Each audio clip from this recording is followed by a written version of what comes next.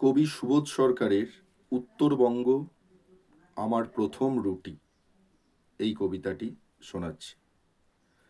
আমি নিজের পয়সায় প্রথম রুটি কিনেছিলাম ধূপগুড়িতে। আমি নিজের পয়সায় প্রথম জামা কিনেছিলাম ফালাকাটায়। আমি নিজের পয়সায় প্রথম ভিক্ষে দিয়েছিলাম ময়নাগুড়িতে। আমি নিজের পয়সায় অরণ্যে পার্টি দিয়েছিলাম কালচিনিতে। কেননা বহু অপমানের পর আমার প্রথম চাকরি চা বাগানের পাশে। একটা ভাঙা বাড়িতে ক্লাস নিতাম।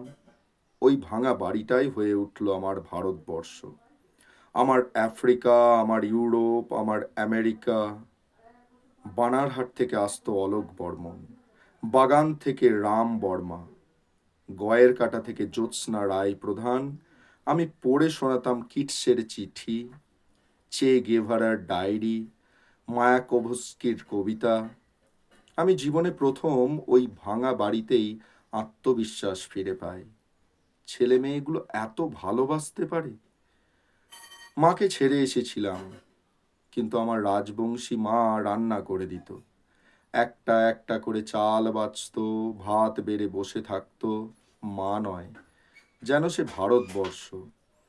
তার হাতের তালু যেন কাকদ্বীপ, তার দুটো পা যেন শ্রীচরণেশু 24 পরগনা। তার দুঃখী হাসি যেন বাংলাদেশ। তার ঠোঁটের একপাশে কুচবিহার, একপাশে বীরভূম। দুঃখী, রাগী, চিরবঞ্চিত তবু উদ্ধত একটি রেল স্টেশন ধূপগুড়ি। এখানেই প্রথম আকাশ দেখি। আর পকেট থেকে বের করে দেখেছিলাম চাঁদ, মানে চাকরির চিঠি।